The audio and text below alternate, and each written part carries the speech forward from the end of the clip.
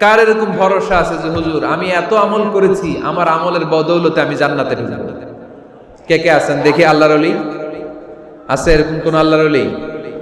হ্যাঁ আছে? নাই। আল্লাহর হাবিব বললেন আল্লাহর রহমত ছাড়া, ভালোবাসা ছাড়া কেউ কোনোদিন জান্নাতে ঢুকতে পারবে?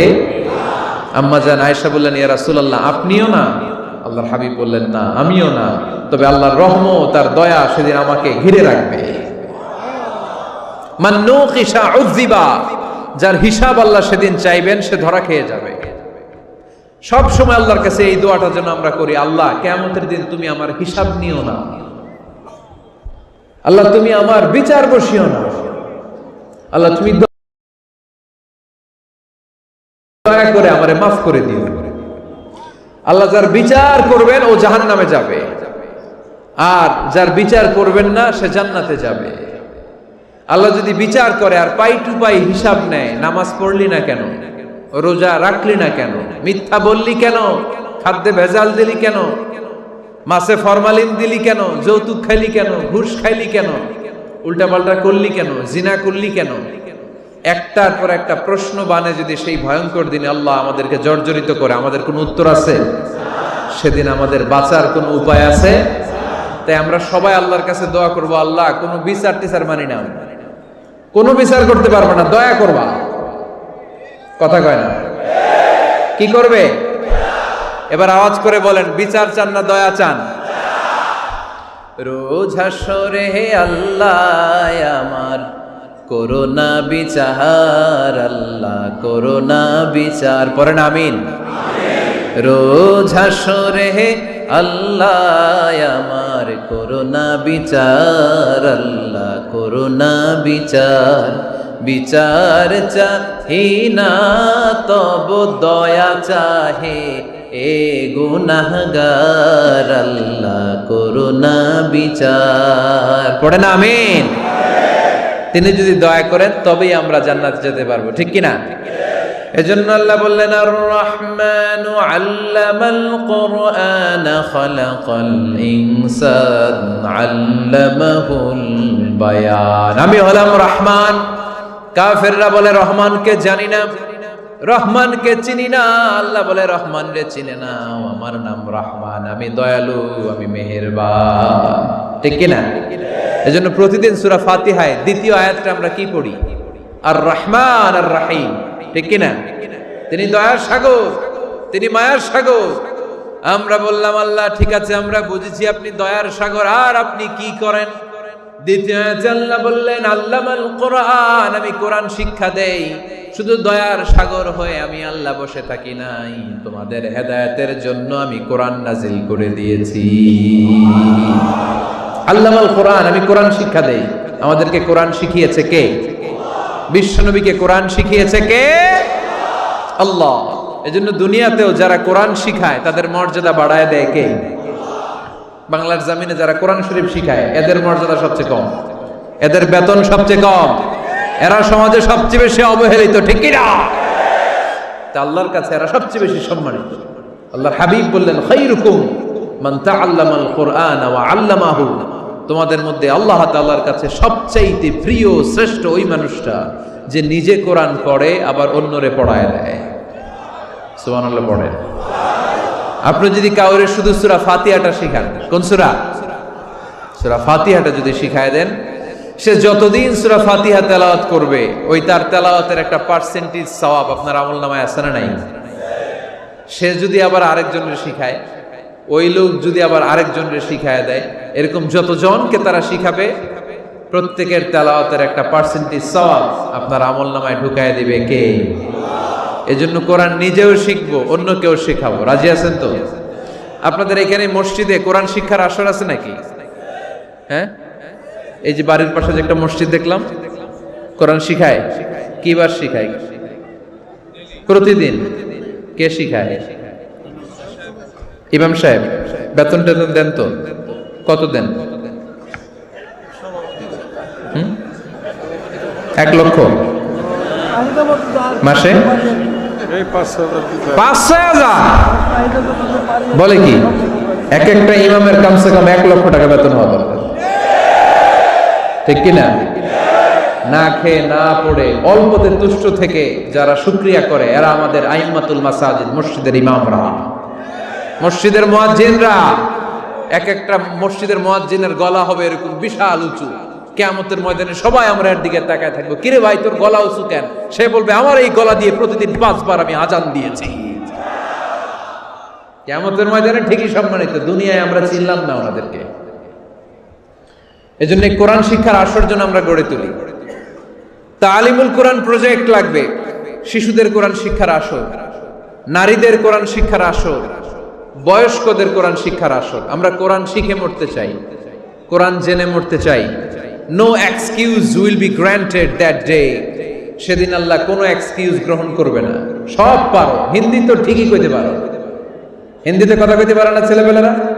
হিন্দি সিনেমা এমন দেখা দেখে হিন্দিতে কথা কইতে পারে। তো হিন্দি ভাষা বুঝতে পারলে, শিখতে পারলে আরবি পারলা না কেন? কোনো এক্সকিউজ, ওজর, আপত্তি সেদিন আল্লাহ গ্রহণ করবে না। শরীয়তপুরের ভাইরা, আসুন আমরা কোরআন শিখি, আসুন আমরা কোরআন পড়ি। প্রতিদিন একটা আয়াত হলেও কমপক্ষে আমরা যেন কোরআনের অর্থ পড়ি, বঙ্গানুবাদ পড়ি। রাজি আছেন তো? আপনাদের স্মার্টফোন আছে কার কার হাতে দেখি?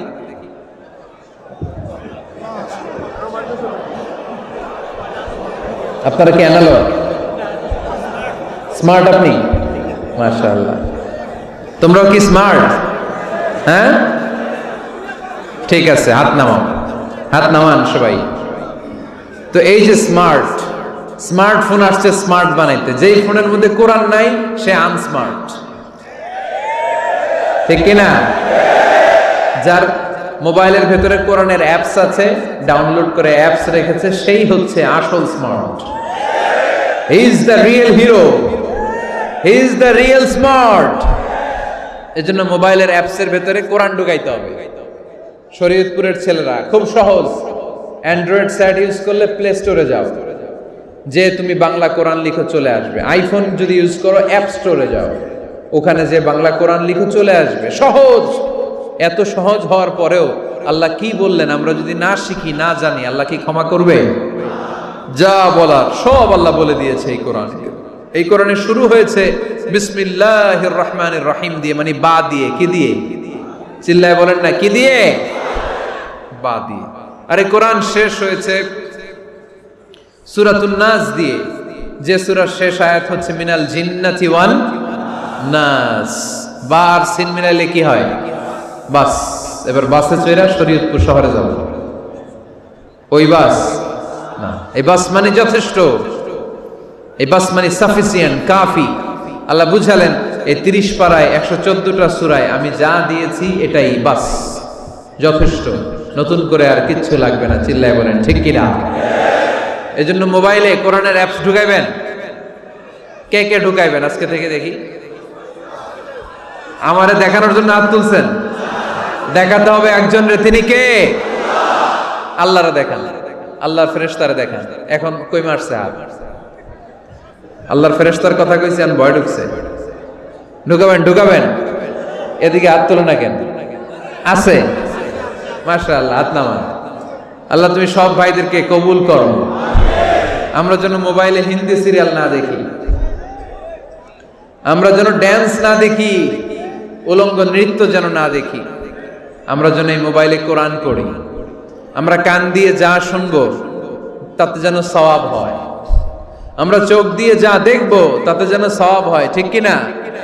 যেন কানে শুনি সদা তোমার কালাম, হে খোদা চোখে যেন দেখি শুধু কোরআনের আয়াত। শোনো আমার মুনাজাত, শোনো শোনো ইয়া ইলাহি আমার মুনাজাত, শোনো আমার মুনাজাত। পড়েন আমিন।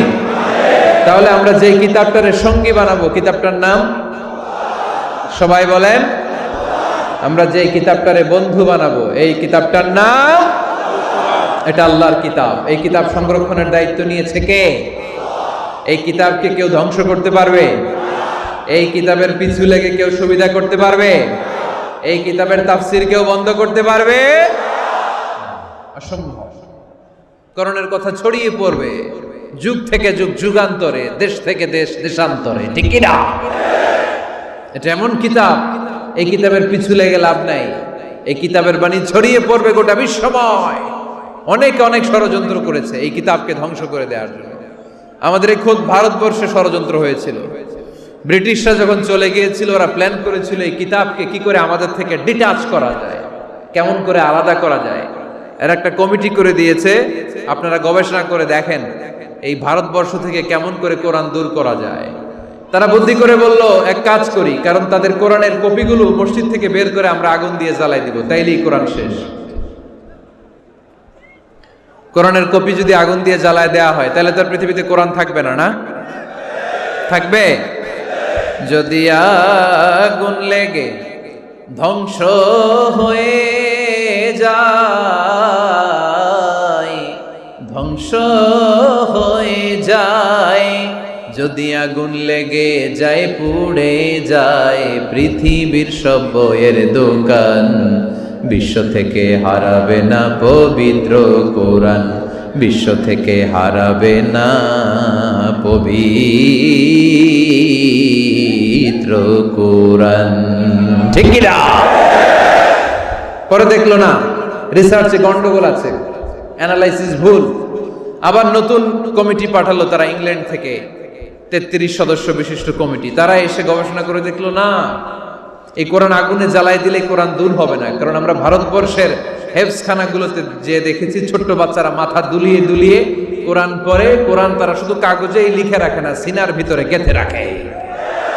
ওই কোরআন মুসলমানদেরকে শিখিয়েছে কে?